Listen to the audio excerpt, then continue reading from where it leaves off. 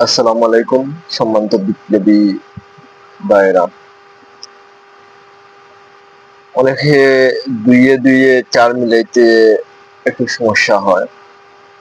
আমি দুইয়ে দুইয়ে চার সবসময় যেটা বলি, আওয়ামী লীগ ভারত 2-2-4। এরপরে আপনি যদি বলেন আরো 2-2, ভারত যোগ ইসরায়েল, যারা মুসলমানদের সমষ্টিগত মুসলমানদের শত্রু। আপনারা দেখেছেন বাংলাদেশে বিগত 16 বছর খুনি হাসিনা বাংলাদেশে যতগুলো ইসলামিক দল আছে সবগুলো ইসলামিক দলকে কিভাবে নির্যাতন নিপীড়ন করেছে। হেফাজত থেকে শুরু করে এই জামাত, চরমোনাই সবগুলো ইসলামিক দলকে কিভাবে নিপীড়িত করেছে আপনারা দেখেছেন। জামাতকে কিভাবে ঘায়েল করেছে, চরমোনাইকে কিভাবে সাপাচার করে হত্যাকাণ্ড চালিয়ে কিভাবে দমন নিপীড়ন করেছিল। এছাড়াও অন্যান্য ইসলামিক দলের নেতা কর্মীদের কিভাবে হত্যা করেছিল আপনারা দেখেছেন। তার বিপরীত এগেনিস্টে ভারতের বিজেপি মোদী সরকার কি করেছিল বিগত 16 বছর? মুসলমানদেরকে ফ্রিজে গরু মাংস রাখার কারণে কি করেছিল? হত্যা করেছিল, পিটিয়ে হত্যা করেছিল। গরু গাড়ি দিয়ে নিয়ে যাওয়ার কারণে কি করেছিল? পিটিয়ে হত্যা করেছিল।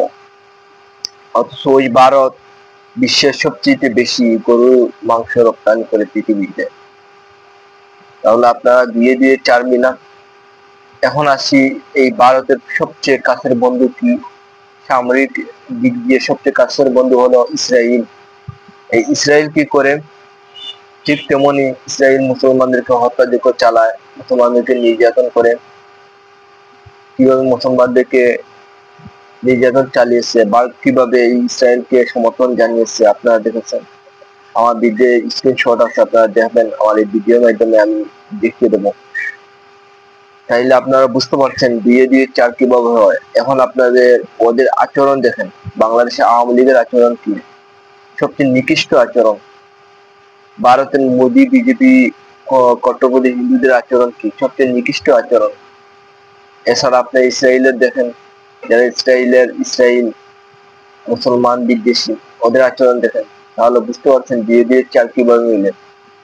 যদি আপনাদের জ্ঞান থাকে, তাহলে আপনারা তফাৎ করতে পারবেন এই আওয়ামী লীগ কি সবচেয়ে নিকৃষ্ট একটি প্রাণী, সবচেয়ে নিকৃষ্ট একটি দল আওয়ামী লীগ। এদেরকে ফিরিয়ে আনা কোনোভাবে প্রয়োজন নেই। এরা ভারতে আছে, ভারতে থাকুক, আমরা ওটাই চাই, সবাই ভালো থাকুন, সুস্থ থাকুন।